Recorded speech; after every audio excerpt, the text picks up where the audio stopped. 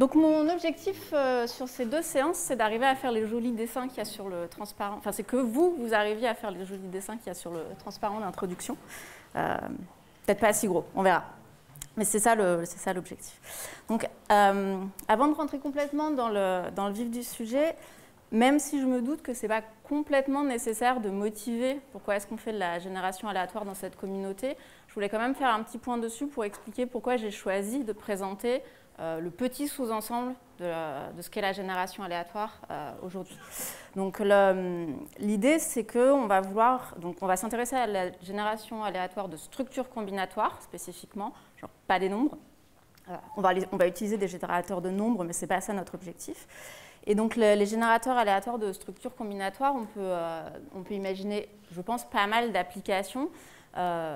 Moi, j'ai en tête essentiellement le fait que ces générateurs aléatoires, ils vont nous servir à nous, en combinatoire, à observer des objets, à observer des propriétés limites, des distributions de paramètres, des choses comme ça. En général, quand on fait ça, on a envie d'avoir des objets un peu gros pour que ça ait du sens, on veut des propriétés asymptotiques. Mais on peut aussi imaginer des applications qui peuvent être potentiellement un peu plus loin de nous, par exemple pour des gens qui écrivent des programmes et qui ont envie de tester, d'avoir pas mal d'entrées pour ces programmes. Donc là, peut-être on pense à des entrées plus petites, mais beaucoup d'entrées, ou alors des entrées très grosses, ça peut marcher aussi, pour vérifier que les programmes sont corrects, pour vérifier que c'est robuste, que ça tient la charge quand vous leur donnez des données, des grosses données ou beaucoup de données. Donc je pense à ce genre d'applications. Et puis plus généralement, il faut imaginer des applications un peu dans pas mal de domaines. On a vu souvent aux journées aléa des choses en bioinformatique, en physique statistique, bien entendu directement en combinatoire, mais on peut imaginer plein d'autres domaines.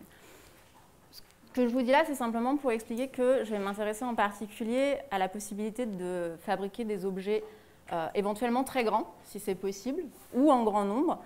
Et comme j'ai envie que ces applications elles puissent être utilisées par d'autres gens que nous qui faisons de la combinatoire, j'ai envie aussi que ce soit plus ou moins automatique. Le plus ou moins, vous allez comprendre dans la suite de l'exposé. Mais du coup, je vais me concentrer sur une petite partie de la génération aléatoire qui est les méthodes automatiques. Et je vais essayer de faire en sorte d'avoir un peu d'efficacité. On va voir que c'est parfois possible avec certaines conditions. Donc, après cette petite introduction, je vous fais un panorama de ce que j'ai l'intention de faire. Et puis ensuite, on rentrera vraiment dans le sujet. Donc, quand on fait la génération aléatoire, on peut avoir envie de parler de beaucoup de choses. Il y a beaucoup de méthodes différentes, en particulier ce que j'ai mis ici. La première idée, c'est qu'en fait, il existe beaucoup de méthodes ad hoc, c'est-à-dire pour chaque objet combinatoire que vous avez, vous pouvez venir avec votre propre méthode de génération. Ce n'est pas du tout de ça que je vais parler aujourd'hui, même si, dans bien des cas, en réalité, la meilleure façon, la meilleure dans le sens la plus efficace de générer des objets, c'est l'algorithme ad hoc. Je pense qu'un certain nombre d'entre vous savent que si on veut générer des arbres binaires, le plus simple, c'est d'utiliser l'algorithme de Rémy, qui est extrêmement efficace, mais qui est un algorithme presque complètement ad hoc dans ce cas-là. Donc, voilà, ça, ce n'est pas mon propos aujourd'hui. On pourrait passer des heures à parler de ce genre d'algorithme. Il y a des choses très, très jolies, mais ce n'est pas ça que j'ai l'intention de faire. Alors, je vous ai fait une petite bulle sur mon transparent pour dire que je vais quand même essentiellement m'intéresser à la génération uniforme. Et donc, souvent, les algorithmes ad hoc rentrent dedans. Il y a toute la question de la génération non uniforme. Ce n'est pas mon propos aujourd'hui. Je mentionne en passant que les méthodes que je vais montrer permettent de faire des choses aussi non uniformes dans un certain cadre, essentiellement en rajoutant du poids sur les objets qui nous intéressent. Mais je vais laisser ça complètement de côté aujourd'hui, même si on pourrait dire beaucoup de choses sur ce sujet-là. Donc je vais me concentrer sur de l'uniforme. Je vais préciser un tout petit peu après ce que j'entends par là. Donc comme je disais, les générateurs de nombres, ce n'est pas non plus le propos. Je les ai fait apparaître dans ce transparent parce que je vais en avoir besoin pour ce que je vais faire. Vous avez tout un pan de la génération aléatoire qu'on peut considérer comme plus ou moins automatique, qui se fait par chaîne de Markov. On a eu il y a quelques années un joli cours dessus. C'est pareil, j'en parlerai pas, ça a déjà été bien traité et ce n'est pas l'objet de ce cours-là. J'ai mis dans un petit coin la génération exhaustive qui normalement ne rentre pas dans ce modèle, donc qui consiste à dire que je vais générer toutes les structures d'une certaine classe. Ça a un lien quand même avec ce que je vais raconter parce qu'une des techniques qui permet de faire de la génération aléatoire dans une certaine classe de structures combinatoires consiste à dire je sais énumérer exhaustivement toutes les structures, je les numérote, je tire un numéro au hasard et ça me donne une structure au hasard. Ce n'est pas non plus ça que je vais vous raconter, mais sachez que ça existe. Et enfin, avant de passer aux méthodes qui m'intéressent, j'ai mis dans un petit coin ici des méthodes qui ne sont pas à proprement parler des méthodes, mais qui sont des outils qu'on utilise pour compléter les méthodes de génération aléatoire, en particulier le rejet, qui est une technique simple qui permet à partir de générateurs d'en obtenir d'autres essentiellement. Je vais revenir un peu dessus tout à l'heure. Et puis le fait que, quand on parle de classe combinatoire, il existe toute une famille de bijections et surjections qui sont pareil des bons outils pour passer d'un générateur à un autre et qui seront utiles pour les méthodes que je vais expliquer, que je vais raconter aujourd'hui. Donc comme je disais, pour les raisons que j'ai données sur le transparent précédent, moi je vais m'intéresser essentiellement aux méthodes automatiques et en réalité à deux méthodes automatiques qui sont la méthode récursive et la méthode de Boltzmann. Aujourd'hui, on va faire la méthode récursive, demain, on fait la méthode de Boltzmann. Et ici, je vous ai fait un schéma un petit peu compliqué, entre guillemets, simplement pour vous montrer les liens entre les deux méthodes. Fondamentalement, la structure est la même, mais les outils sont différents. Quand on va faire la méthode récursive, ce que je vais présenter aujourd'hui, on va utiliser des séries génératrices. Dans la méthode de Boltzmann, j'ai mis fonction génératrice pour faire la différence, mais en réalité, c'est la même chose. Simplement, dans un cas, j'utilise les coefficients des séries, et dans l'autre cas, j'utilise les valeurs numériques. C'est pour ça que j'ai mis fonction plutôt que série. Et c'est ces outils-là qui vont nous permettre de compter dans la partie méthode récursive. Et c'est plus vraiment compter en Boltzmann, je ne sais pas trop comment dire, mais c'est ça qui va nous permettre d'avoir l'uniformité dans nos générateurs. Une fois qu'on a ces outils-là, les générateurs sont des générateurs récursifs. On va utiliser le fait qu'on sait décrire récursivement, éventuellement, nos structures combinatoires pour fabriquer des générateurs. Les algorithmes de génération, en réalité, sont relativement simples une fois qu'on a les bonnes probabilités à mettre sur les tirages qu'on va faire dans les algorithmes. Les liens entre tout ça, à nouveau, je vous dis, c'est les mêmes objets qu'on manipule. Donc, au fur et à mesure, je vais vous faire éventuellement des petites démonstrations des outils qu'on peut utiliser. Là, j'ai mis ceux que moi, je vais vous présenter, mais ce n'est pas les seuls. Et puis, je vais aussi, si j'ai le temps, faire un petit interlude autour de... Mais en fait, quand on parle de méthode automatique, ce que ça veut dire, c'est qu'on est capable on a un langage pour décrire les objets combinatoires. Et la question que je vais me poser, c'est... quel est ce langage? Qu'est-ce que je peux décrire? Et si je veux écrire un programme qui fabrique automatiquement des objets à partir de cette description, comment je sais que la description qu'on m'a donnée en entrée, elle est correcte? Donc ça, c'est éventuellement si on a un peu de temps, parce que, comme je disais, j'ai vraiment un intérêt fort dans cette présentation sur l'automatisation de la méthode.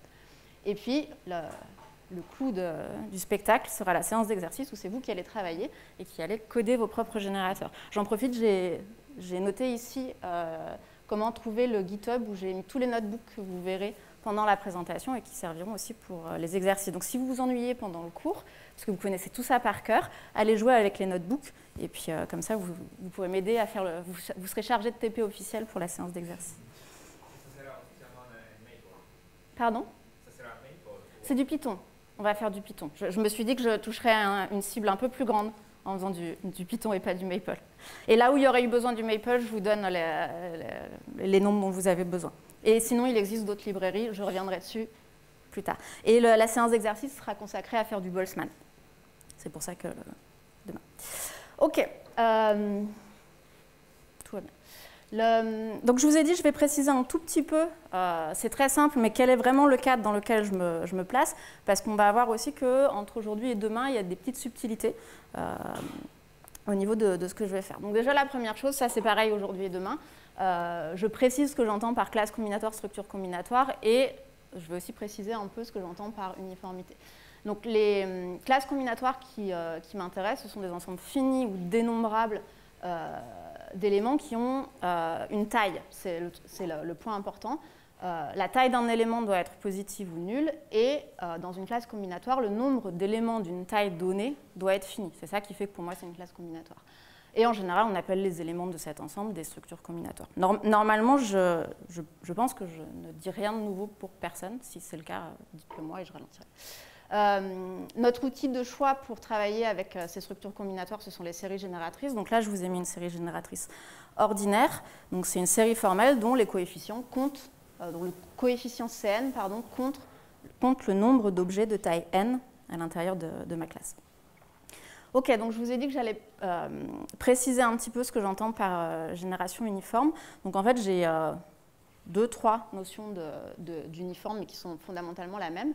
Quand je dis génération uniforme dans une classe combinatoire finie, j'entends que toute structure à l'intérieur de cette classe va avoir la même probabilité d'être engendrée, donc 1 sur la taille de la classe, comme je l'ai indiqué ici. Quand je dis génération uniforme à taille fixée, c'est-à-dire que je choisis au préalable une taille, n, et que je vais faire des tirages uniformes dans la classe Cn des structures combinatoires de C qui ont la taille n. Une autre façon de le dire, c'est que toutes les structures que je vais engendrer vont avoir une probabilité 1 sur le nombre de structures de taille n à l'intérieur de C. Bien sûr, c'est des structures de taille n. Et enfin, j'ai une dernière notion qui nous servira pour demain. Je parle de génération uniforme pour chaque taille dans C, au sens où cette fois-ci, je ne fixe pas la taille au préalable, mais je veux quand même que pour chaque taille, chaque structure de cette taille-là ait exactement la même probabilité d'être tirée qu'une autre structure de la même taille. Ça, c'est ce qui nous intéresse demain. Aujourd'hui, on va faire la génération à taille fixée avec la méthode récursive, et puis ça, ce sera le cas de Boltzmann. Ok. Eh bien, on va essayer. On va regarder, on va prendre notre exemple préféré, donc celui avec lequel Valentin a terminé ce matin, les arbres binaires, parce que quand même, c'est des objets sympathiques qu'on connaît bien, qu'on sait bien compter. Et puis, on va regarder ce qu'on peut faire en termes de génération uniforme dans cette classe-là. Donc, je m'intéresse en particulier aux arbres qui sont comptés par les nœuds internes. C'est-à-dire que je considère qu'un arbre de taille n, qu'un arbre, c'est soit une feuille de taille 0 si le n que j'ai choisi c'est 0, donc je ne mets pas de poids sur les feuilles, soit une racine de taille 1, c'est là où je mets le poids, qui a 2 fils dont la somme des tailles est n-1 pour un arbre de taille n. Donc j'ai la racine qui a poids 1 et la somme des tailles des 2 fils doit être n-1. Pour arriver à obtenir un arbre comme ça, j'ai n possibilités, soit le fils gauche à taille 0 et le fils droit à taille n-1, etc., etc., etc. Je vous ai refait le petit dessin pour les premières tailles où on voit cette décomposition. Cette description récursive des arbres binaires, c'est en réalité celle qui va me servir pour un peu tous les objets qui m'intéressent aujourd'hui et demain. Ça va me permettre en particulier d'écrire une formule de récurrence pour compter les objets, pour pouvoir obtenir les coefficients des séries génératrices dont je parlais tout à l'heure. Et donc là, pour les arbres binaires, j'ai cette formule-là toute simple qui dit qu'un arbre binaire de taille n, il peut être obtenu, comme je disais, de n façons différentes en combinant deux arbres dont la somme font n-1. Et sachant que j'ai choisi des arbres qui n'ont pas de poids sur les feuilles, il existe une feuille de taille 0, et donc le premier coefficient que j'ai choisi, c'est 1. Ok, sachant cela, ça va être assez répétitif parce qu'en fait, une fois que j'ai dit ça, j'ai quasiment donné mon algorithme de génération uniforme. Pour engendrer un arbre de taille n, si n c'est 0, ça veut dire que de toute façon c'est une feuille, dans ce cas-là c'est facile. Et si n c'est plus grand que 0, il va falloir que je fabrique une racine et deux sous-arbres. Et toute la question pour arriver à avoir un générateur uniforme, c'est quelle est la taille de chacun des sous-arbres que je vais engendrer. Alors on sait que la somme des tailles c'est n-1, mais il faut que je choisisse la taille du premier, il faut que je choisisse la taille du second. En général, quand vous donnez cet exercice-là à des étudiants de licence, l'erreur classique qu'ils font, c'est qu'ils pensent que choisir uniformément la taille des sous-arbres, ça suffit à avoir des arbres uniformes, ce qui, bien entendu, n'est pas correct. Il suffit justement de savoir les compter pour s'en rendre compte. Et donc, ce qu'il faut arriver à faire, c'est mettre sur la taille d'arbre qu'on va choisir le poids qui va permettre d'avoir une probabilité uniforme à la fin sur les arbres. Donc, ce qu'on a envie de faire, c'est de choisir la taille du premier sous-arbre, telle que la probabilité que ce soit i soit proportionnelle au nombre d'arbres de taille n qui ont un premier sous-arbre de taille i. Et donc ça, on va l'obtenir comme ça. Et ensuite, c'est très facile de voir que si vous faites ça, effectivement, les arbres que vous allez engendrer, ils vont tous avoir la même probabilité, qui est celle que j'avais indiquée au départ. Voilà, donc normalement, pour l'instant, rien d'extrêmement compliqué. Mais c'est juste un exemple introductif. Moi, je vous ai dit, je veux des méthodes automatiques. Donc, on a pas mal de questions qu'on peut se poser. Donc, déjà le premier point, c'est en pratique, qu'est-ce que ça donne ? Si je fais ça, quelle taille d'arbre je peux atteindre ? Comment je m'y prends ? Comment je calcule vraiment les coefficients ? Est-ce que je peux faire beaucoup d'arbres ? combien de temps ça me prend. Je n'ai pas encore parlé de complexité, je vais venir dessus après. Et bien justement, le but du jeu, c'est qu'on regarde. Et donc, comme je vous ai dit que mon objectif, c'était qu'à la fin, vous puissiez programmer les générateurs, ben on va faire des exemples ensemble, comme ça, vous serez prêts pour le TP demain soir. Donc, je vous propose qu'on fasse ensemble. Donc là, je vais avoir besoin de votre aide parce que vous connaissez l'effet tableau et vous savez que je vais probablement me tromper en écrivant le code du générateur puisque vous êtes tous en train de me regarder. Et donc, votre tâche à vous, c'est de faire attention à ce que j'écris et de me dire quand est-ce que je me trompe. Donc, comme je disais, si je veux arriver à avoir un... Donc, je cherche à faire mon générateur aléatoire d'arbres binaires. Première chose, il faut que je sache compter. J'ai besoin de pouvoir calculer les probas pour tirer mes deux sous-arbres.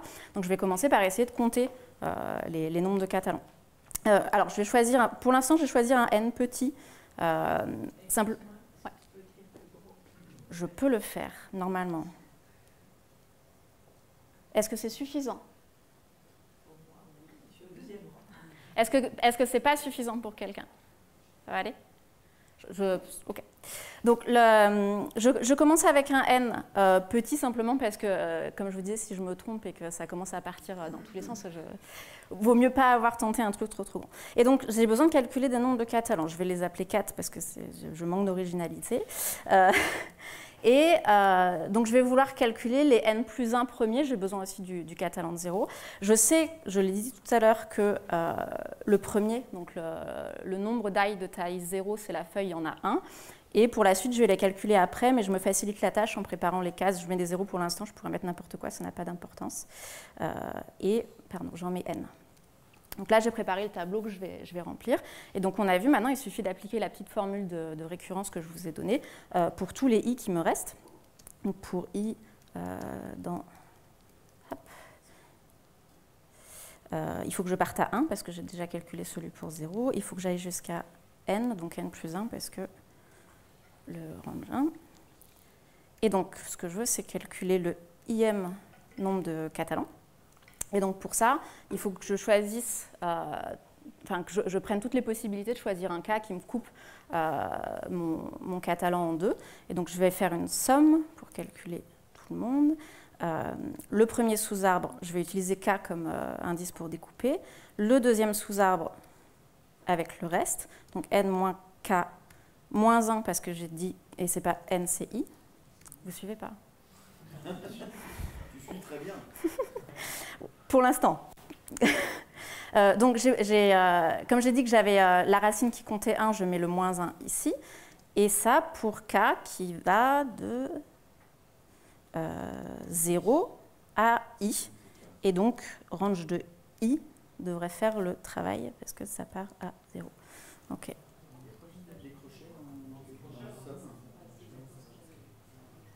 Je crois pas. C'est un énumérateur qui marche direct. Vous me faites douter. C'est un peu trop magique, Merci. OK, donc maintenant je peux mettre un n un peu plus grand. Maintenant je suis rassurée. Par contre, il ne faut pas que je l'affiche parce que ça va prendre des plombes. Et je sais, j'ai quand même testé un peu avant, j'avoue, que normalement 2000 ça passe, il faut juste être un tout petit peu patient. Donc pour ceux qui ont l'habitude, tant que... Voilà. Okay. Donc là, j'ai réussi à calculer les 2000 premiers coefficients. On discutera un petit peu dans la suite aujourd'hui des problèmes liés au calcul des coefficients, du temps que ça prend, etc. Pour l'instant, je veux juste avoir un premier exemple. C'est bien que Python ait des grands entiers. Ouais, on va voir que ce n'est pas suffisant, mais effectivement, en tout cas pour ce qu'on fait là, pour l'instant, ça va. OK, donc pour l'instant, je n'ai pas grand-chose, j'ai juste les coefficients, je n'ai toujours pas de générateur. Donc maintenant, je vais essayer de faire un générateur en suivant le principe que je vous ai donné. Hop. Et donc, essentiellement, mon générateur, il a besoin de prendre en paramètre la taille d'arbre que je veux engendrer. Et ensuite, c'est facile, c'est récursif. Donc, si le n, c'est 0, toujours commencer par le cas le plus facile. Alors, juste pour préciser, justement, c'est aussi à ça que sert le petit exemple que je suis en train de faire, parce qu'il n'y a aucune difficulté. J'aurais pu choisir de vous faire des beaux objets pour les arbres, pour ce qu'on va fabriquer. C'est juste que ça prend plus de temps à écrire, ça fait faire des objets différents à chaque fois que je change de structure combinatoire. Donc essentiellement, à chaque fois que je vais avoir des structures arborescentes, je ne vais pas trop m'embêter, je vais faire des listes de listes. Je vous laisse imaginer les objets qu'il y a derrière, c'est juste que c'est la façon la plus rapide que j'ai de les coder sans introduire tout un tas d'objets intermédiaires pour fabriquer les arbres. Donc là, mes arbres binaires, je vais les coder par une feuille, c'est une liste vide, et une racine avec 2 sous-arbres, c'est la lettre Z suivie des 2 sous-arbres dans une liste. Ce n'est pas forcément le truc le plus efficace, mais ça a le mérite d'être assez simple à faire et assez facile à lire. Donc, tout ça pour dire que quand c'est une feuille, je retourne la liste vide. Et du coup, maintenant, il me reste le cas bien sûr plus compliqué, où il faut que je choisisse la taille des 2 sous-arbres. Donc, je vais laisser ça de côté 2 secondes. Je vais supposer que je vais fabriquer une fonction qui s'occupe de faire la coupure. Et une fois que j'aurai choisi le bon indice pour couper, bien sûr, tout se trouve dans ce code de n, j'aurai plus du coup qu'à retourner, comme je le disais, une liste dont le premier élément, pas le bon, c'est juste un Z pour signifier que j'ai un atome. Ça me permet de savoir où se trouve le poids dans mes objets. Et ensuite, j'appelle récursivement mon générateur avec K pour le premier sous-arbre et N moins K, toujours moins 1, pour le deuxième sous-arbre. Et donc, tout ce qui me reste à faire maintenant, c'est d'arriver à écrire la fonction qui me permet de faire le découpage correctement. Et donc, pour faire ça, je n'ai pas précisé tout à l'heure, je reviendrai aussi un petit peu dessus par la suite, mais la technique que je vais utiliser, c'est que je vais tirer un nombre au hasard dans l'intervalle 0,1, et ensuite je vais découper cet intervalle 0,1 suivant les probabilités qui m'intéressent, et puis je vais de fil en aiguille essayer de trouver où se trouve le nombre aléatoire que j'ai choisi dans cet intervalle. Ça paraît anodin comme ça, mais en fait c'est quelque chose que je vais réutiliser beaucoup dans tout ce que je vais faire. On en a besoin en fait, à chaque fois qu'on a besoin de faire ce genre de choix, donc ça vaut le coup de passer un tout petit peu de temps là-dessus. Donc je commence, je me rends compte que j'ai peut-être pas chargé ce qu'il faut, donc au cas où je le fais, par tirer ce fameux nombre aléatoire. Donc celui-là me donne un flottant dans 0,1. Ensuite, il va me falloir le cas que je cherche, en commençant par 0. Et la somme, je vais additionner les probabilités au fur et à mesure pour avancer dans mon intervalle. Et je vais commencer à 0. Et puis ensuite, tant que je n'ai pas trouvé mon cas, je continue. Donc je fais un truc, c'est pas forcément du goût de tout le monde de l'écrire comme ça, mais c'est le plus simple à faire. Donc je vais dire, tant que j'ai pas trouvé, je continue à boucler. Je calcule mon S, donc mon S, je lui ajoute la probabilité courante, donc c'est le km catalan fois le n moins k moins 1. Normalement, c'est là qu'on peut se planter le plus. Donc je découpe de cette façon-là, et maintenant je regarde si ma somme a dépassé. Si c'est le cas, c'est que c'est l'indice que je veux, et sinon je l'augmente de 1. Je n'ai pas fait de bêtises? J'espère. Et là, donc c'est le moment où j'avais mis un peu trop de... Ah oui, et donc ensuite j'ai changé le nom du générateur parce que je savais que j'aurais la flemme de l'écrire correctement en entier. Donc je vais simplement dire que ce truc-là, c'est le gène que je viens d'écrire.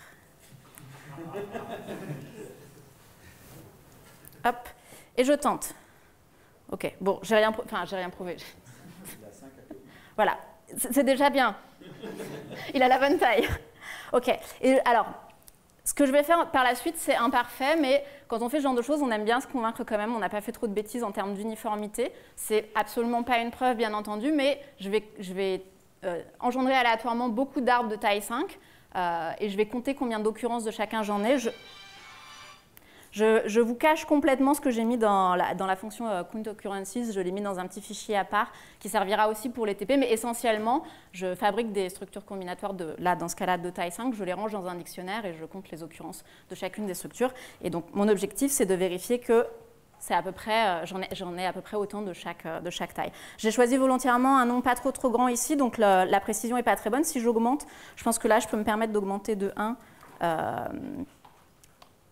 Je vais petit à petit tendre vers 20 pour tout le monde. Et donc, à nouveau, ça ne prouve rien, mais ça me rassure un peu sur le fait que je n'ai pas fait de bêtises au niveau de mon générateur. Donc a priori, je suis contente, j'ai un générateur. Vous regardez, j'avais une anti-sèche parce que je me suis dit qu'on ne sait jamais, tout peut arriver. Je n'ai pas précisé, mais là, je vais revenir dessus, on peut s'intéresser à des structures combinatoires étiquetées ou non. Il se trouve que l'exemple que j'ai choisi, ça tombe bien, que ce soit des arbres étiquetés ou non, ça ne change pas grand-chose. Les calculs, je les fais exactement de la même façon, et si je veux des étiquettes dessus, il suffit qu'après coup, une fois que j'ai généré mon objet, je jette une permutation aléatoire sur les atomes de mon objet et ça va me donner un objet étiqueté aléatoire et tout va bien se passer.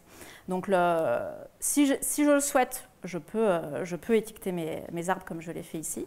Et dans les exemples que je fais, je me rends compte que parfois dans ce que je veux faire, ce n'est pas tant l'objet qui m'intéresse qu'une propriété de l'objet. Donc je peux très bien encoder un générateur aléatoire de propriétés. Donc là par exemple, je l'ai fait pour la hauteur des arbres, je n'ai pas besoin de stocker l'arbre, j'ai juste besoin de connaître sa hauteur, si c'est ça qui m'intéresse, si c'est ça que je veux étudier.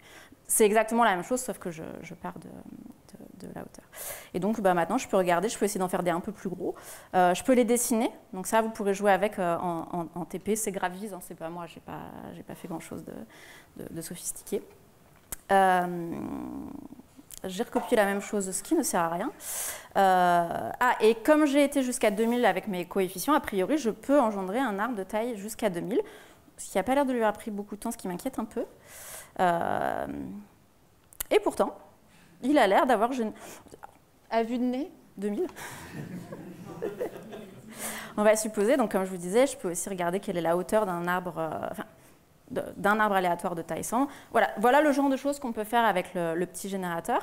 Et puis comme je vous disais, ensuite, une fois qu'on va avoir ce genre d'outil, ça peut servir effectivement à regarder à quoi tirer plein d'arbres, regarder à quoi ressemble en moyenne la hauteur d'un arbre. Je peux aussi me poser des questions de complexité, donc ça je vais revenir dessus après. Je vois le temps passer, donc je vais écourter un peu là, parce que de toute façon j'aurai l'occasion de revenir dessus, et après ça c'est un spoiler pour la suite. Donc je vais repasser sur la présentation, bien sûr j'ai fait une bêtise. Alors celle-là, non, c'est les valeurs des hauteurs. Les valeurs des hauteurs et la courbe des temps, je l'ai effacée, bien entendu. Je vous en montrerai une tout à l'heure, mais dans l'autre sens. Ok, et j'ai... Ton code pour la hauteur, tu as juste repris le code que tu nous as passé à toute vitesse pour tirer les hauteurs, tu as pris le code qui tire les arbres et tu as remplacé la valeur de l'expression de retour, c'est ça? C'est ça. Ouais, c'est le 1 plus max au lieu de retourner la liste des deux. Exactement. Voilà, autant pas stocker tout l'arbre, ça ne me sert à rien. Et effectivement, je suis pas assez... En fait, parce que tout le secret est là, hein, dans le code. Évidemment. Hop. Et bien sûr, je commence à m'emmêler les pinceaux. Là. Ok, donc revenons à la présentation. Donc, je vous ai montré ce qui se passe avec les arbres binaires. Alors, je vous ai dit qu'on allait regarder jusqu'à quelle taille on peut aller. J'ai un peu triché. Je sais que jusqu'à 2000, ça passe. Je sais que quand on commence ensuite à demander plus de coefficients, ça va prendre un peu plus de temps, beaucoup plus que ce qui n'est raisonnable pour cette présentation. Mais voilà le genre d'ordre de grandeur qu'on peut obtenir. Il y a des techniques pour améliorer ça, je vais revenir dessus. Mais ça vous donne une idée un petit peu. Ok, mais ça marche pour les arbres binaires si maintenant je veux des arbres généraux, c'est-à-dire une arité quelconque de fils planaires. Qu'est-ce qui se passe si je veux des arbres non planaires, si je veux que l'ordre des fils n'ait pas d'importance? Comme je disais, si je veux des objets étiquetés, pas étiquetés, quelle différence ça fait? J'ai déjà expliqué un petit peu. Ou, bien entendu, n'importe quel autre type d'objet, à condition que je sache les décrire. Donc ça, c'est ce que je vais raconter ensuite. Et puis, pour l'instant, je n'ai pas parlé de complexité, mais si vous avez été attentif, vous voyez que j'ai déjà pas mal de boulot pour calculer les coefficients. Si je veux engendrer un objet de taille n, j'ai besoin de calculer n coefficients. Chaque coefficient nécessite une somme. Donc j'ai quelque chose qui est naturellement à n carré. Et pour la génération, en fait, je vais avoir exactement le même problème parce que tous les endroits où je vais avoir des produits, comme ce que j'ai dans mes arbres binaires, il faut que je parcours mon intervalle pour trouver le cas qui m'intéresse. Le problème, c'est le cut. C'est la petite fonction que j'ai écrite qui a un temps linéaire et je peux passer ce temps linéaire pour chaque nœud que je veux engendrer. Donc je vais avoir moralement quelque chose qui est quadratique. Donc c'est pas super pour arriver à avoir des choses efficaces. La question, c'est est-ce qu'on peut faire mieux? Est-ce qu'on peut faire mieux pour le précalcul? Est-ce qu'on peut faire mieux pour la génération? Comme Philippe l'a mentionné, ça tombe bien que j'ai des grands entiers en Python. Qu'est-ce qui se passe quand ça ne tient plus? Voilà, ce genre de questions vont nous intéresser un petit peu aujourd'hui. Ça, c'est le code que une version du code que je viens de montrer avec les complexités. C'était juste pour l'avoir dans les transparents pour ceux qui ne veulent pas regarder les notebooks. OK, avant d'arriver vraiment sur les algorithmes, du coup, maintenant, pour pouvoir généraliser cette idée, à nouveau, il me faut un cadre. Je vais passer vite parce que j'estime que la plupart d'entre vous êtes à peu près familiers avec ça. De nouveau, si ce n'est pas le cas, vous me dites. Mais donc, je me place dans le cadre des structures décomposables. Je vais utiliser des spécifications combinatoires. Une spécification combinatoire, c'est une grammaire potentiellement récursive avec une ou plusieurs équations qui dépendent les unes des autres. Le H qui se trouve ici, quand je mets du gras, c'est qu'il y en a potentiellement plusieurs. Le H qui se trouve ici, c'est une combinaison de constructions combinatoires usuelles, c'est-à-dire je peux faire des atomes. Alors le epsilon, c'est pour l'atome de taille 0, le Z pour l'atome de taille 1, des unions disjointes, des produits cartésiens, des séquences, des cycles, des ensembles. Je peux faire tout ça de façon étiquetée ou non. Pour les premières constructions, ça ne change pas grand-chose. Pour l'ensemble, naturellement, on pense ensemble, c'est-à-dire sans répétition. Donc, quand on est en étiqueté, c'est assez facile. Quand on est en non étiqueté, la notion de sans répétition, elle est un peu différente. Donc, on peut avoir des vrais ensembles sans répétition, qu'on appelle des power sets, et des multi-ensembles, c'est-à-dire qu'il est possible d'avoir plusieurs fois la même structure à l'intérieur de l'ensemble. Et on peut rajouter sur ces constructions-là, les trois dernières, des contraintes de cardinalité, c'est-à-dire dire je veux moins de k éléments dans l'ensemble, plus de k éléments, ou exactement k éléments dans l'ensemble. Les séries génératrices, j'en ai déjà parlé. Quand je suis en non étiqueté, j'utilise des séries ordinaires. Quand je suis en étiqueté, j'utilise des séries exponentielles. Et je vais noter, donc le grand Cn, c'est pour le coefficient qui compte les objets. Le petit Cn, c'est pour le coefficient normalisé, où je divise par factoriel n. Ces spécifications combinatoires ont le bon goût de nous offrir un dictionnaire au niveau des séries génératrices pour les calculer. Donc à nouveau, je ne passe pas énormément de temps là-dessus, c'est des choses bien connues. Je note simplement que l'ensemble et le cycle, dans le cas non étiqueté, présentent quelques difficultés qui vont nous mettre des bâtons dans les roues, bien sûr, quand on va vouloir comptez pas trop, faire de la génération aléatoire un peu. Donc là, il y a un petit peu de travail, que ce soit aujourd'hui ou demain, il faut faire attention sur ces constructions-là. Et avec ces outils, avec ce langage pour les spécifications combinatoires, je peux décrire plein d'objets. Alors bien entendu, pas tous les objets combinatoires, hein, ça capte, c'est loin de tout capter, mais ça peut en faire quand même un certain nombre, et c'est très pratique pour fabriquer automatiquement des spécifications combinatoires, les fabriquer grâce à des algorithmes, etc. Je passe sur les exemples parce que de toute façon, ces exemples vont revenir gentiment par la suite. Notez simplement que les arbres binaires que j'ai notés ici ne sont pas les mêmes que j'ai pris tout à l'heure. Si je regarde la spécification combinatoire de ceux que j'ai pris tout à l'heure, comme ils étaient énumérés, enfin comme le poids était au niveau des nœuds, la spécification qui correspondrait, ce serait de mettre un epsilon ici et un produit avec un z ici. C'est juste une façon différente de voir des arbres binaires. Ok, donc on attaque la méthode récursive. Donc j'allais faire un impair, j'allais dire que c'est pas tout jeune, mais je suis plus vieille qu'elle. Donc le principe de base vient de travaux de Nigenius et Wilf en 1978, et ça a été automatisé par Flageolet, Zimmermann et Van Cutsem en 1994. Le principe général, c'est exactement celui qu'on vient de voir pour les arbres binaires, mais dans le cadre des spécifications combinatoires que je viens de vous donner, donc avec on peut décrire beaucoup plus d'objets que simplement des arbres binaires, évidemment. Et le principe, c'est vraiment de dire, OK, si mes objets ils se décomposent en deux ou plusieurs classes combinatoires, en réalité, C1 à CK, il va falloir que je choisisse la taille et éventuellement le nombre. On va voir qu'on va souvent se ramener dans un cas où, en réalité, le nombre n'est pas important parce qu'on sait qu'on en a exactement deux et c'est essentiellement la taille qu'on va vouloir choisir, mais en tout cas, il faut choisir en particulier cette taille qui la compose, de façon à être sûr d'avoir l'uniformité à la fin, et c'est là que tout se joue. Et de telle sorte que, si on veut un objet de taille n, la somme des tailles des objets qui le composent soit n, évidemment. Et ce principe-là, c'est à la fois ce qui nous fournit l'algorithme de comptage et l'algorithme de génération récursive. Ça fait les deux à la fois. Ok, donc on a vu le cas des arbres binaires. Choisissons des arbres un tout petit peu plus compliqué. Maintenant, je veux des arbres généraux au sens où ils peuvent avoir un nombre quelconque de fils. Donc la séquence, c'est 0, 1 ou plus d'éléments. Donc ça veut dire que mes arbres, je vais les obtenir comme soit z fois un epsilon, donc ça c'est une simple feuille. Ceux-là sont comptés à la fois par les feuilles et les... Enfin, nœuds internes et feuilles. Je mets du poids partout. Et donc ici, si ma séquence est vide, j'obtiens juste une racine. Si ma séquence contient au moins un élément, bah, j'ai une racine avec les arbres en dessous. Ce qui est pratique avec cette spécification combinatoire-là, c'est qu'en fait, la séquence, elle a le bon goût de pouvoir se réécrire récursivement.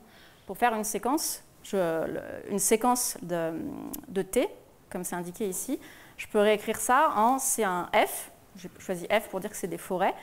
Et ce F, c'est soit la séquence vide, soit un arbre suivi d'une séquence d'arbres.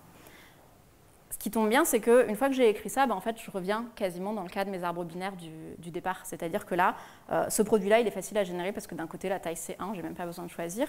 Et ce produit-là, il est facile à générer parce que c'est exactement le même principe que les arbres binaires, c'est juste pas symétrique, comme tout à l'heure. Et puis ici, le cas du plus epsilon, vous vous doutez bien que c'est si le n qu'on me donne c'est 0, je choisis epsilon, et si c'est n'importe quoi d'autre, je vais aller de ce côté-là. Ça me donne la façon de compter et ça me donne l'algo que je viens de décrire très informellement ici. C'est pas anodin que je vous fasse cet exemple, c'est que l'idée qui est là, c'est ce qu'on va essayer d'utiliser pour faire toutes les classes combinatoires qu'on peut décrire avec les spécifications, c'est-à-dire qu'on va revenir à des cas simples. Et le cas simple, c'est un produit, essentiellement une somme ou un produit. Ça, c'est facile à faire. Et du coup, l'objectif, c'est de prendre nos spécifications combinatoires et de les standardiser de façon à revenir dans ces cas-là. Donc, pour pouvoir engendrer récursivement, il faut qu'on commence par standardiser notre spécification combinatoire.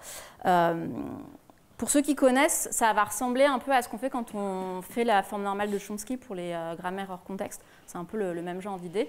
On va étirer notre description pour que chaque équation à l'intérieur de notre spécification combinatoire devienne le plus simple possible. Et donc, qu'on revienne à des produits et des sommes essentiellement et que du coup, on sache les engendrer.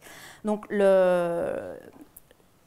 le résultat, c'est que n'importe quelle spécification combinatoire peut s'écrire avec des équations de cette forme-là. Donc, soit des atomes de taille 0, soit des atomes de taille 1, soit un produit de soit une somme de deux classes combinatoires, soit un produit, soit un de ces trois-là. Le θ ici, c'est pour les structures pointées. Alors, certains l'écrivent avec un point sur la classe combinatoire. Ça, c'est la notation d'origine du papier, donc je l'ai gardé, mais c'est pour les structures pointées, je vais revenir dessus par la suite. Et cette construction-là, ici, c'est pour la diagonale généralisée de cette classe-là. À nouveau, je vais expliquer. Mais l'idée, c'est que ça, à engendrer, c'est très facile. Ça, il y a un tout petit peu plus de travail, mais essentiellement, c'est une somme qui est cachée dans la diagonale qui est ici. Et donc, en fait, on va réellement revenir à un cas où tout s'écrit avec des atomes, des sommes et des produits. Et des atomes, des sommes et des produits, on sait les générer, et c'est ça qui va faire que ça marche. Donc ça veut dire que cette méthode, elle demande un certain travail sur la spécification en elle-même. Si vous êtes un peu familier de ces choses-là, vous savez aussi qu'en faisant ce genre d'opération, je vais potentiellement faire grossir pas mal la taille de ma spécification. Si j'ai déjà une spécification un peu costaud au départ, je risque d'avoir un problème. Enfin, en général, on ne donne pas les complexités des générateurs par rapport à la taille de la spécification, mais si on le faisait ici, il y aurait un souci supplémentaire. Donc, comme je disais, le θ, c'est pour l'opérateur de pointage. Donc, l'opérateur de pointage consiste juste à marquer un des atomes à l'intérieur de la structure combinatoire qui nous intéresse. Ça s'écrit de cette façon-là, et ça dit littéralement que j'ai mis un point quelque part sur un atome, ce qui veut dire que j'ai n fois plus de structures pointées de taille n que de structures non pointées.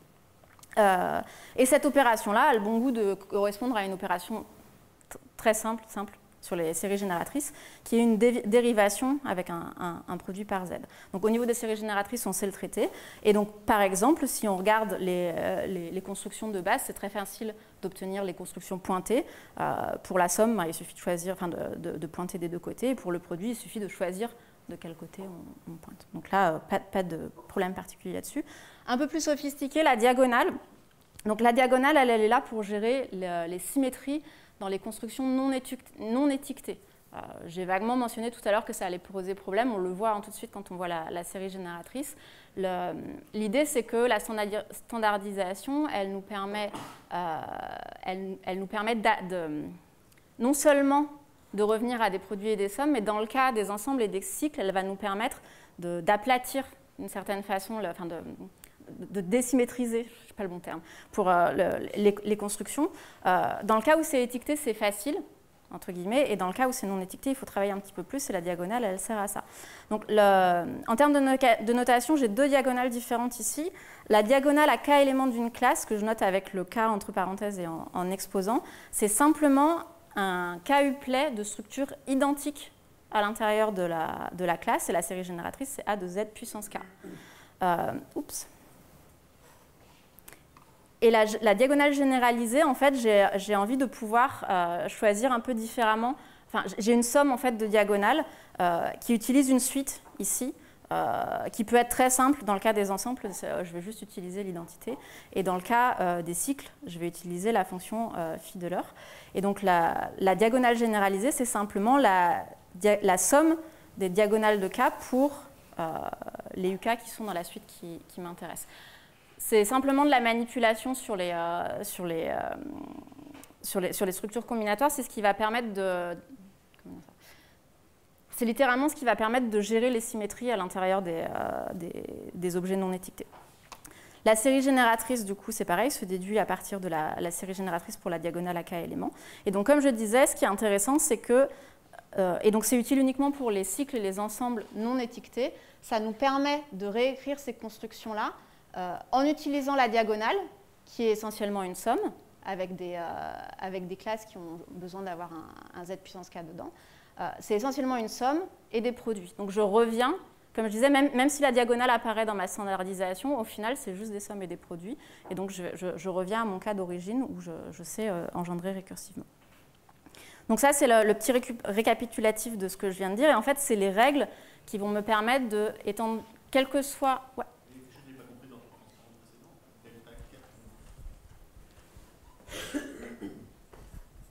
Ton delta, c'est un opérateur qui agit sur une classe. Alors dans ce que tu écris en bas, tu as delta k qui est multiplié. Alors est-ce qu'il faut comprendre qu'il agit sur θ a? Non, ok, j'aurais pas dû le... Enfin, non, je pense qu'il faut que j'enlève le multiplié ici. C'est une erreur, c'est une typo. C'est la diagonale de cette classe-là qui m'intéresse. C'est une typo, le multiplié. D'accord. Et dans la définition précédente, l'opérateur θ, il pouvait agir à gauche ou à droite. Tu disais qu'il y avait des équations de la forme... alors c'était dans ta définition, je crois, sur... Ah oui. Il y en a où tu pointes et il y en a où tu enlèves plutôt le pointage, ou il faut voir ça comme ça, vendre ça comme ça? Alors tu peux le voir comme ça. Ça vient du fait que j'ai ces règles-là et que donc du coup quand je fais apparaître des θ ici, je peux avoir le θ des deux côtés. En réalité, ça ne va rien changer pour moi. Parce qu'au niveau de la génération, c'est juste pour le comptage que j'ai besoin des θ, je ne garde pas les marques. Et donc je vais simplement avoir des cas où, dans la définition de ma construction, j'ai un θ qui apparaît à droite, et des cas où en fait la classe combinatoire est définie uniquement par sa classe pointée.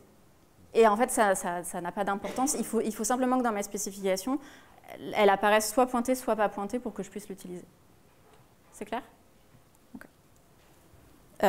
Et donc, comme je disais, ce tableau récapitulatif, en fait, avec les règles de transformation, me donne l'algorithme qui va me permettre de passer à ma forme normale. Je vais itérer sur ma spécification jusqu'à ce que j'ai obtenu une spécification de la forme que celle que j'ai donnée dans le théorème précédent. Notez que, comme je disais, il y a une petite subtilité pour les ensembles non étiquetés. Il peut y avoir des multisets ou des power sets. Pour les power sets, ça ne marche pas. Donc les ensembles sans répétition, il y a des moins qui apparaissent, en fait, on le fait par inclusion-exclusion, et donc ça ne fonctionne pas. Et donc ceux-là, dans la méthode d'origine, on se contente de faire du rejet, je vais revenir dessus tout à l'heure, pour les engendrer, mais je n'ai pas de façon de transformer la grammaire, donc ils sont un peu à part dans ma spécification. Ils sont toujours un peu à part, les power sets. Ok, donc un petit exemple très simple de mise sous forme normale pour des graphes fonctionnels. Donc les graphes fonctionnels, des ensembles de cycles d'arbres, donc ici étiquetés. Je ne vais pas passer des heures dessus, vous pouvez le faire en exercice si vous voulez, mais si vous appliquez le petit algorithme que je viens de décrire, vous obtenez cette spécification-là, avec parfois des classes pointées, à gauche ou à droite en fonction de la façon dont on écrit la spécification. Mais ça, c'est suffisant effectivement pour savoir compter tout le monde et engendrer tout le monde. J'ai pas besoin de revenir à un cas où j'ai plus les θ de ce côté-là. OK ? Donc maintenant, on a nos spécifications combinatoires qu'on a standardisées, donc essentiellement avec un nombre restreint d'opérations qu'on va savoir gérer. Comme je disais, ces spécifications combinatoires récursives vont nous donner assez naturellement un algorithme de comptage, puisqu'on a des opérations sur les séries génératrices. En fait, ça se traduit assez naturellement sur comme la façon de compter les objets. Donc, même chose, là, c'est essentiellement un catalogue, je ne vais pas passer énormément dessus, mais donc ce qu'on voit, c'est que pour toutes les constructions, on a une façon de compter récursivement les objets, y compris pour la diagonale. La diagonale, il faut faire un petit peu attention, il faut que le cas qu'on utilise divise n, mais ça ne pose pas de problème particulier. Normalement, sur les ensembles et les cycles, il y a une différence dans la façon dont on compte. Mais là, effectivement, on s'est débarrassé des ensembles et des cycles avec nos opérations, donc ça va bien. Et il peut y avoir une petite subtilité pour le produit, parce que normalement, quand vous êtes en étiqueté, au niveau du produit, il faut redistribuer les étiquettes. Mais comme je travaille avec les coefficients normalisés, je n'ai pas ce problème. Ça se compte de la même façon. Donc là, cette liste-là me donne mes algorithmes pour fabriquer les coefficients dont j'ai besoin pour mes générateurs. OK, et donc comme je l'ai indiqué pour les arbres binaires, mais c'est vrai en toute généralité pour les spécifications, si je prends un algorithme naïf pour calculer les coefficients à partir des constructions, des règles que je vous ai données sur le transparent précédent, j'ai un algorithme qui est en O2N2 opération arithmétique. Et si je commence à regarder les opérations, la complexité en bits, c'est encore pire, parce que effectivement, comme Philippe l'a fait remarquer tout à l'heure, je vais en plus avoir des nombres qui sont relativement grands. Donc si je regarde les opérations arithmétiques, déjà la première question c'est est-ce que je peux faire mieux que N2? Donc oui, il y a des choses. Donc il y a un premier résultat de Joris van der Hoeven en 2002 qui permettait de le faire en n log 2 de n. Ne me demandez pas d'expliquer la technique, j'ai un peu oublié. Et ensuite, on a retravaillé dessus avec Bruno Savi et Michel Soria, et dans un travail que je vais présenter demain. Et on peut redescendre à un O de n log n en complexité arithmétique en utilisant une itération de Newton pour les coefficients. Donc on peut quand même faire des choses à ce niveau-là. Et au niveau de la complexité en bits, c'est pareil. Les coefficients étiquetés ont une taille qui est en O de n log n, donc vous multipliez par ça pour avoir la complexité en bits. Si vous avez une multiplication efficace, vous pouvez. La notation plus epsilon, ça veut dire qu'il y a des logs essentiellement, donc vous allez avoir quelque chose qui est essentiellement O de n cube avec des logs pour la complexité en bits. Et si vous utilisez des flottants, vous arrivez à refaire descendre un peu ça. Et en fait, il y a tout un travail pour utiliser les flottants justement pour faire la génération aléatoire, pour arriver à obtenir des choses un peu plus efficaces. Parce que sinon, en fait, la vraie limite, elle est là, hein, elle est sur le fait qu'au niveau des coefficients, on a du mal à tout calculer, on a du mal à les manipuler pendant la génération. Je vais essayer de vous montrer tout à l'heure, si j'ai le temps, ce dont je commence à douter un petit peu. On sait compter. Maintenant, il nous faut des algorithmes pour engendrer. Comme je disais, à nouveau, c'est simplement de la génération récursive dans le sens où ça suit les descriptions récursives des objets. Donc, en fait, une fois qu'on a les descriptions récursives, on a fait le plus gros du travail. C'est la standardisation qui va nous permettre d'avoir les algorithmes qui nous intéressent. Donc, les cas de base qu'on a vus tout à l'heure sont faciles. Dans le cas de l'union, comme je disais, il suffit simplement de choisir est-ce qu'on va tirer un objet de A ou de B. Donc ça se fait en utilisant les coefficients qu'on choisit. Et dans le cas du produit, c'est exactement l'algorithme que j'ai montré pour les arbres binaires. Là, en l'occurrence, avec n'importe quelle classe de chaque côté du produit. Donc j'ai besoin de faire le cut, qui est cette partie-là, et ensuite je génère récursivement deux objets de la bonne taille. Et c'est juste ça. Bien entendu, toute la complexité est là. Dans le cas des structures pointées, comme je le disais tout à l'heure, en fait, le pointage sert uniquement pour le comptage. Mais pour la génération, ça ne change rien. Je ne vais pas m'embêter à mettre des marques sur les objets, alors que ce n'est pas ça qui m'intéresse, c'est simplement pour arriver à une spécification plus simple, enfin, plus facile à gérer, que j'ai, le plus simple, c'est un abus de langage, que j'ai pointé. Donc, si j'ai soit le cas où je sais qu'il y a un θ, soit le cas où C est défini implicitement par θc égale A, il suffit que, pour générer C, il suffit que je génère un objet de A, et je me fiche complètement de la marque et j'ai mon générateur. Et le dernier, un peu plus sophistiqué, c'est le cas de la diagonale. Donc comme je disais, la diagonale avec le cas en exposant, c'est simplement dire que je vais faire un KUplet de structure identique à l'intérieur de ma classe. Donc je fais littéralement ça. Je génère un objet de la bonne taille, donc n sur k, et ensuite j'engendre le KUplet de ça. Bien entendu, il faut que k divise n, sinon ça ne fonctionne pas. Et le cas de la diagonale généralisée, c'est juste que cette fois-ci, j'ai une somme avec éventuellement ici une fonction. On a vu que dans le cas des cycles, il y avait le phi de k qui apparaissait, et donc il faut le prendre en compte dans la façon dont on découpe ici. Mais à nouveau, on est dans le cas d'une somme, donc ça se passe assez bien. Donc je n'insiste pas là-dessus, il faut, pour le coup, c'est vraiment au moment où on veut les programmer qu'on voit comment l'algorithme fonctionne. Et je l'ai mentionné tout à l'heure dans l'exemple des arbres binaires, si je veux des structures étiquetées, je ne m'embête surtout pas à le faire pendant l'algorithme de génération. Une fois que j'ai fabriqué l'objet qui m'intéresse, je peux jeter une permutation aléatoire dessus. Je n'ai pas de problème avec les symétries parce que j'ai cassé les symétries en standardisant ma spécification. Ok, donc on a parlé un petit peu de la complexité pour calculer les coefficients. On a vu les algorithmes de génération. Maintenant, la complexité de la génération. Donc, comme je l'ai dit, le problème, c'est les produits. C'est le seul endroit en fait, où on a quelque chose qui coûte cher à cause du cut. Et donc, comme le cut peut me prendre un temps linéaire à chaque fois que je veux calculer le cas pour le produit, j'ai une complexité qui est naturellement quadratique.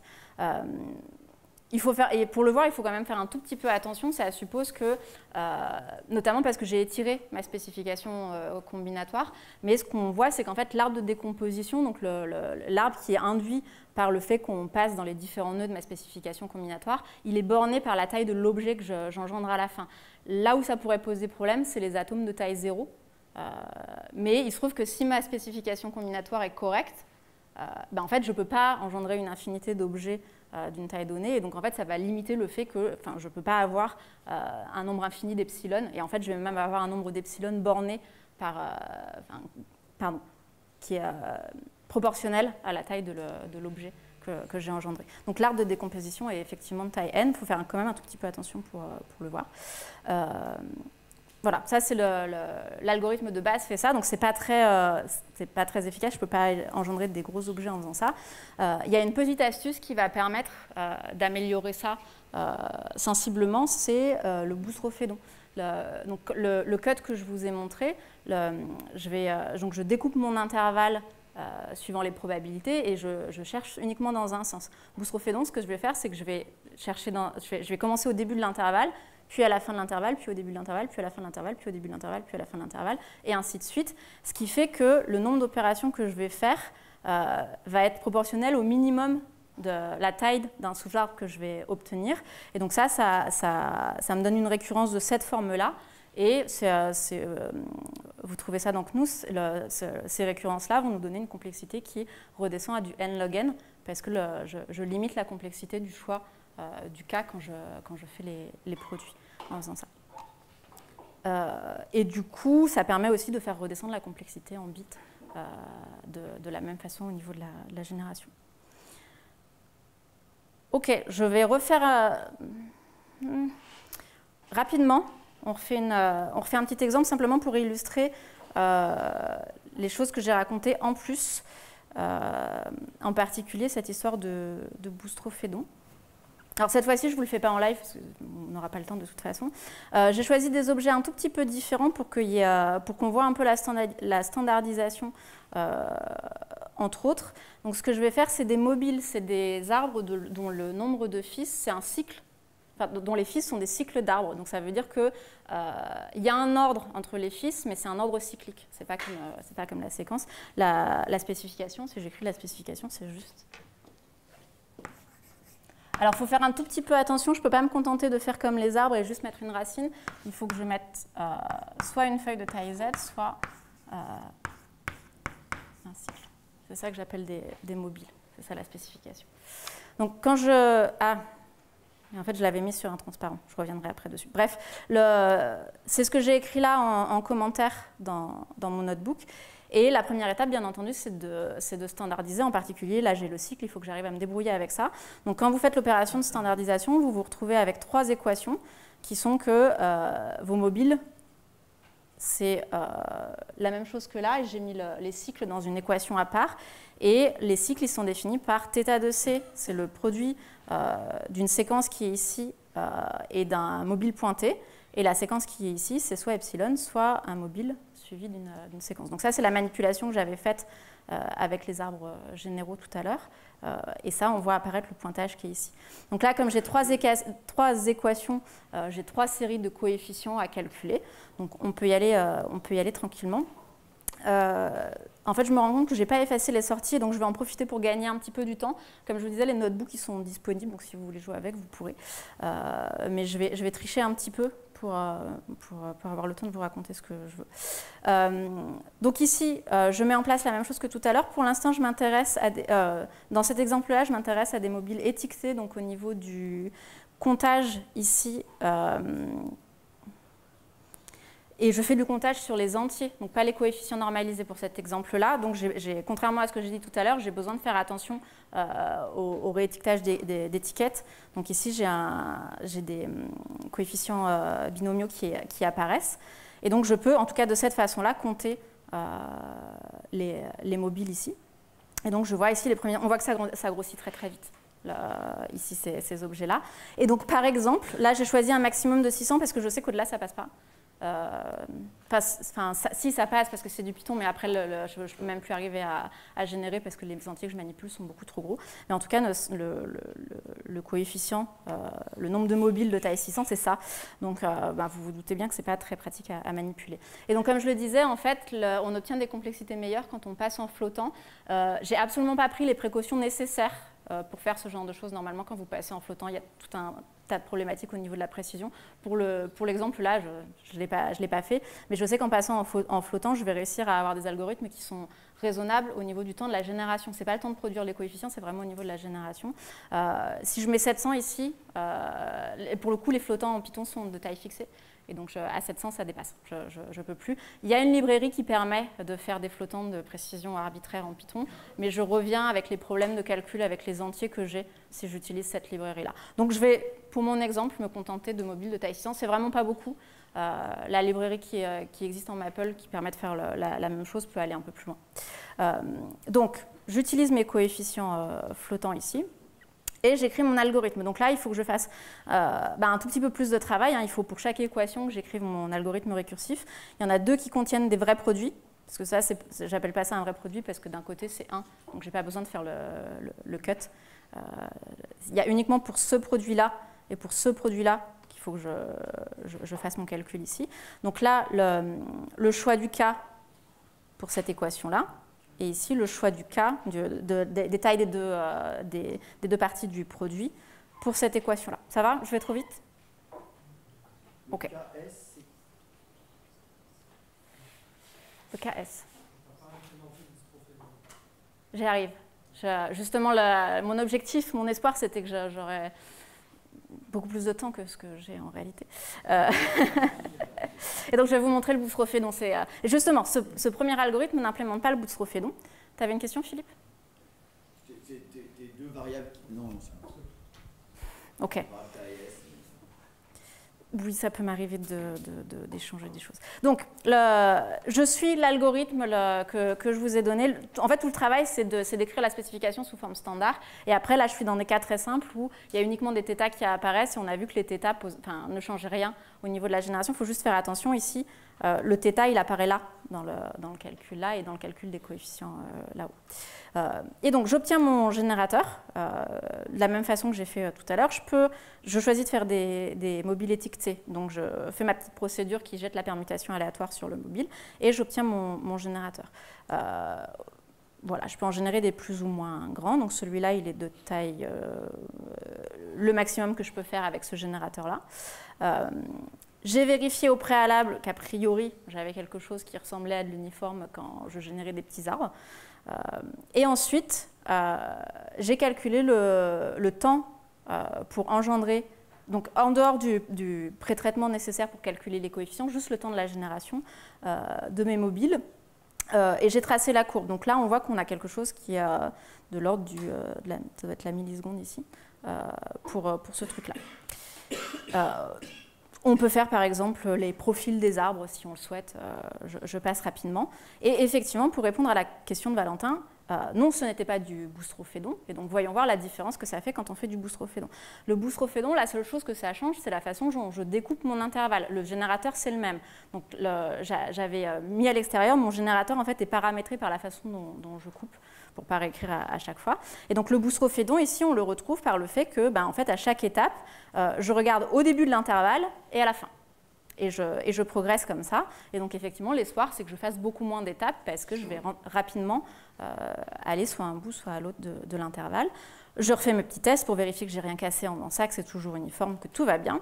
Et ensuite, je refais mes calculs de temps. Donc, j'ai remis, pour qu'on puisse comparer, la version non boustrophédon.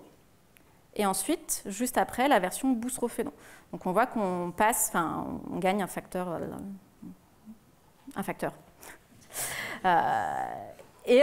Donc on améliore quand même sensiblement le temps de génération en faisant ça. Et alors juste pour terminer sur ces aspects-là, en fait, le boustrophédon, c'est la variante la plus connue, entre guillemets, pour la génération récursive. Mais en fait, il y a toute une section de l'article d'origine sur la génération récursive qui discute en fait de l'ordre dans les produits, et en particulier de l'ordre dans les produits pointés. C'est-à-dire que quand vous pointez une structure, vous créez beaucoup plus de structures que celle d'origine. Si vous regardez par exemple, je vais scroller un peu, ça va faire... Je l'avais fait là-haut. Hop. Quand j'avais calculé mes coefficients, j'avais aussi regardé, par exemple, j'avais regardé le nombre de mobiles par rapport au nombre de mobiles pointés. Le nombre de mobiles pointés, j'en ai plus. Comme je vous disais, à cause du fait que je pointe, j'ai n fois plus de mobiles pointés que de mobiles de taille n. Et donc, les coefficients grossissent plus vite. Et donc, je reviens. Désolée pour le... Ici, en fait, quand on fait la coupure, on peut aussi se poser la question de dans quel sens est mon produit. En fait, est-ce que j'ai plus de chances d'avoir un cas petit ou un cas qui est grand? Et donc, le boustrophédon permet d'équilibrer, de s'assurer que je ne vais pas faire trop d'opérations en pire cas. Mais en fait, si vous faites attention à l'ordre dans lequel vous faites le cut, et donc ici, j'ai inversé par rapport à mon premier exemple, j'ai fait en sorte que le cas corresponde à la taille de la structure pointée et pas à l'autre. Et ce que j'obtiens, en fait, avec cette troisième version du cut, quand je fais les temps d'exécution, c'est que le premier, ça, c'est boustrophédon, qu'on a vu tout à l'heure. Et en coupant, juste en changeant l'ordre dans lequel je fais mon cut, mais pas en boustrophédon, en fait, j'obtiens un temps à peu près similaire. Parce qu'en fait, je vais avoir très naturellement plus tendance à avoir des cas petits quand je mets la structure pointée au départ. Et donc, il y a toute une réflexion autour de l'ordre dans lequel on traite les produits qui permet aussi d'améliorer les choses et qui permet parfois d'avoir une complexité qui est meilleure que dans le cas du boustrophédon. Pas tout le temps, mais ça permet parfois de l'avoir. Voilà, je vais m'arrêter là-dessus. Si vous voulez jouer avec ça, en fait, il suffit de regarder les probas que vous avez quand vous faites les cuts, enfin, ce que j'avais fait ensuite. Bref. Allez chercher les notebooks et jouer avec. Non, c'est ça que je veux. Il me reste... Oula. OK. Donc, en pratique, c'est ce que je viens de faire. Vous avez les notebooks pour jouer. Notez que les mobiles ont l'air déséquilibrés. C'est juste parce que la standardisation fait qu'on biaise dans un sens. Mais il faut imaginer que ici, en fait, j'ai forcé l'ordre dans les cycles. J'en ai choisi un. Mais c'est juste un choix. Donc, en fait, naturellement, ils ne sont pas nécessairement... c'est un choix. C'est le choix qu'il y a à l'algorithme. C'est juste qu'ils sont plongés. Ok, je vais...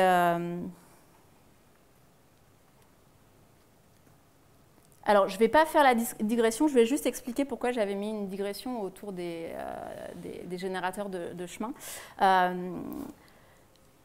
On avait cette discussion avec Eric. Il y a quelque temps, en fait, la méthode récursive, elle peut sembler un peu désuète, en particulier quand on connaît les performances de la méthode que je présente demain, en termes de taille de structure qu'on peut générer. Mais ceci dit, d'une, elle pose pas mal de bases, un certain nombre dont je vais avoir besoin demain. Donc moi, ça m'arrange, c'est la fin de mon introduction, comme dirait Valentin. Et aussi, en fait, il y a des cas où ça permet quand même de faire des choses efficaces. On peut la tweaker dans certains cas particuliers, et pas mal de cas au niveau des chemins, c'est pour ça que j'avais fait la digression, pour avoir quand même des choses relativement efficaces. Et ça me permettait aussi de parler d'une deuxième chose que j'ai mentionnée tout à l'heure, c'est le rejet à partir enfin, vous avez pas mal de choses au niveau de la génération de chemin qui utilisent du rejet. Vous avez plein de résultats assez jolis là-dessus. Et en fait, quand on va faire du Boltzmann demain, on va utiliser intensivement le rejet. Et donc, ça me permettait de faire une introduction. Donc, pour ceux que ça intéresse, vous irez regarder les petits transparents, mais je passe la digression très rapidement. Hop, et j'en arrive à l'interlude qui me permet de faire la transition, enfin, une forme de transition avec demain.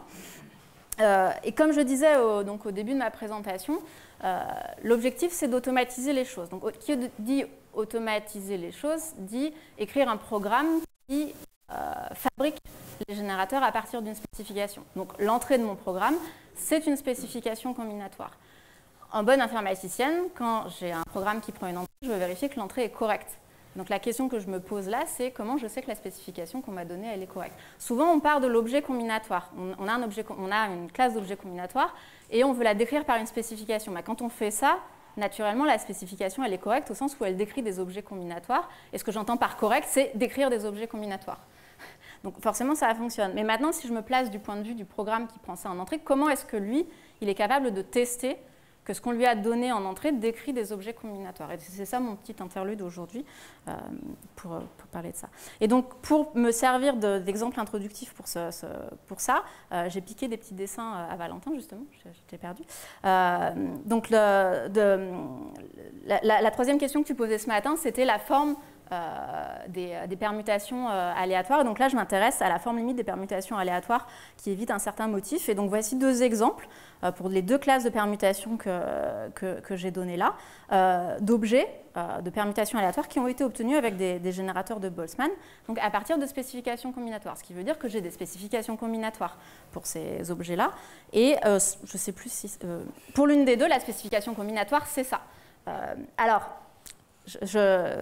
j'exagère un peu parce qu'en réalité, celle-là, elle a l'air méchante, mais elle ne l'est pas.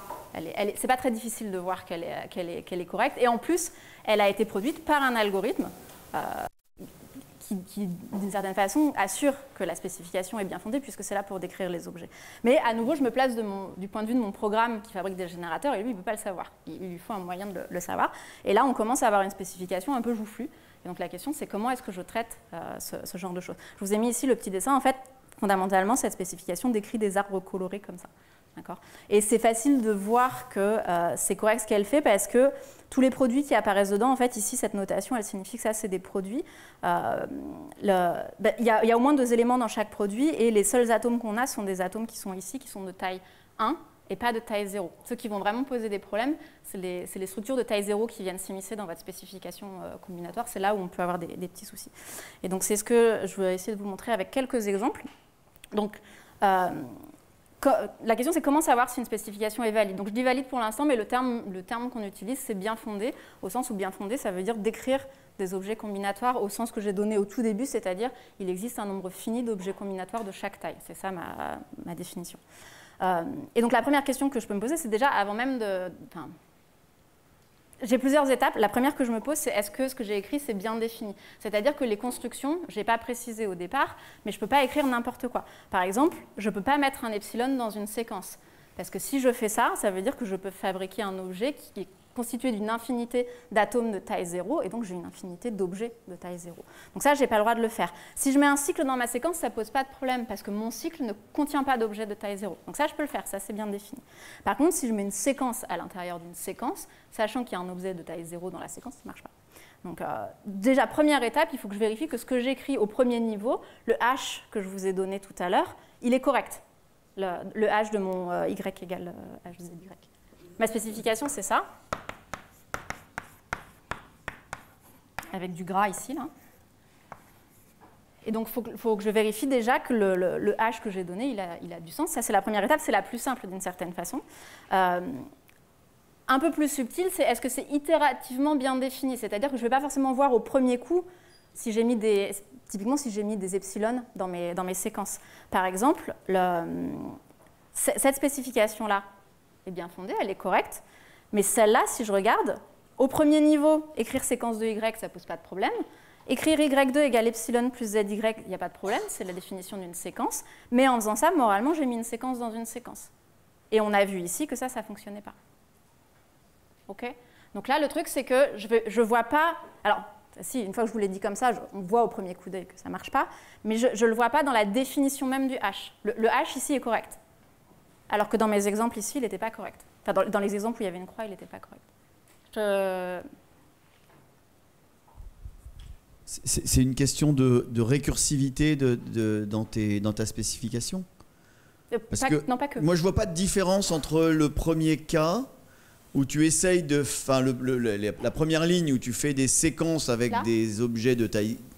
Des séquences de familles d'objets qui contiennent des objets de taille 0, et le deuxième paragraphe où tu as à nouveau essayé de faire des séquences avec des objets... Alors, moralement, il n'y en a pas. Tu as raison, c'est la même chose. Je décris exactement la même chose. Mais dans ma première ligne, le hash n'était pas correct. Je n'ai pas le droit d'écrire séquence de séquence. Je n'ai pas le droit de composer une séquence avec une séquence. Dans ma deuxième ligne, au premier coup d'œil, je le vois, mon hash est parfaitement correct. C'est ça la différence. Et donc, ce n'est pas tout à fait la même façon de le tester. OK ?